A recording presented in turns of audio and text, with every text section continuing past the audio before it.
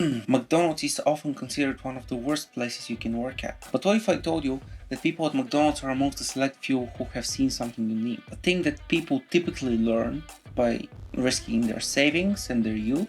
We're learning about that today.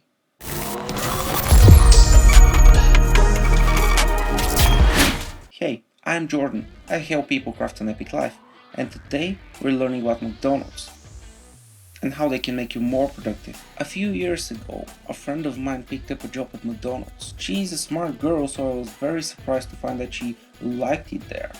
That piqued my interest, of course, so I started asking questions. What do you do every day? What kind of a job do you have? Do you do the dishes? How many hours a day do you work? What part of the whole thing? What position do you work in? Do you specialize in something? Is there special trainings? How are you liking this? After a few back and forths, I finally figured it out. McDonald's did something very similar to startups, and I haven't seen that anywhere else. So how do startups work? Where's the connection? The handful of people who decide they should start a startup are usually very smart and capable people. They're amazing at something. They have some sort of a skill that they're great at. They might be good artists or engineers or sound designers or just anything that can make this startup work. But there's something important about that.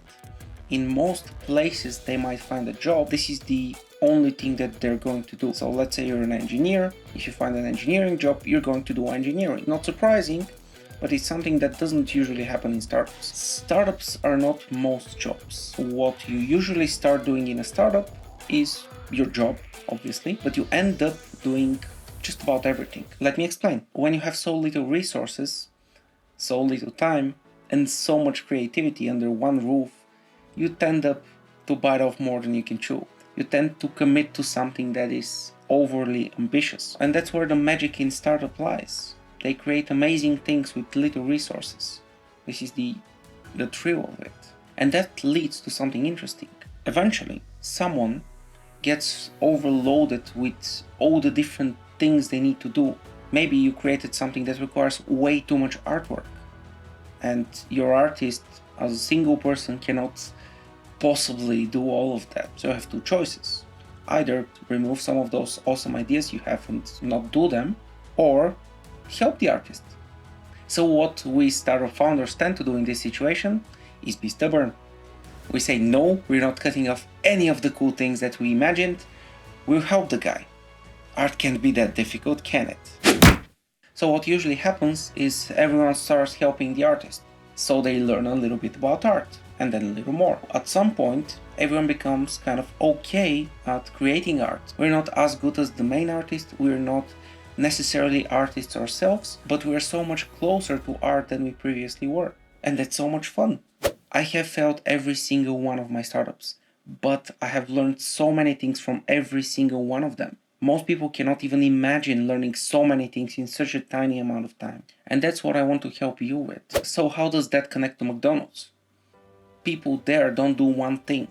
They do everything. They learn this exact same thing, or they see it in action at the very least. Everyone in McDonald's is working on every single position. You're not just flipping burgers. You're waiting tables, working the registry, and making fries. You spend a little time on the first thing, and then you go to the next, and to the next, and to the next. Every single job is done by every single person. And many people who wanted to work there for a few months ended up working there for a few years because of that fact. Now, imagine applying the same concept to a different job, a job that's actually more creative than making fast food. So, using this principle, you'll be able to transform any job into a job that you love, into a job that teaches you a ton of things in a very short amount of time. The possibilities of what you can achieve and what you can learn are just mind-breaking. So, how do you do that? How do you apply this to your life? No, you don't have to start working at McDonald's. This is not part of the deal. You don't need to create a startup.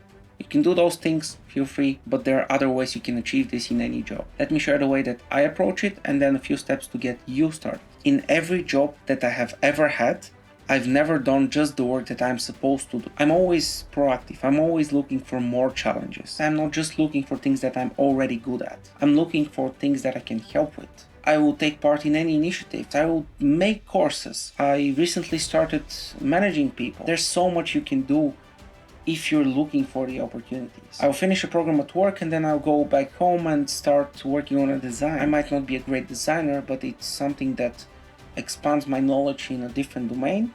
It helps me relax, and it's something that in time is going to give me an entirely new skill set. As long as I'm creative, I'm finishing the things that I create, and I'm learning, I'm happy to invest the time. And you can do the same.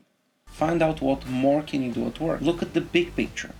Understand the organization behind it and be proactive. Bite off more than you can chew. And this sounds like a lot of work, and it is. But you're going to learn so many things along the way and have so much fun, it's all going to be worth it. Before we go, let me share another secret with you. You press the like button, join the Discord, and I'll tell you about the Illuminati.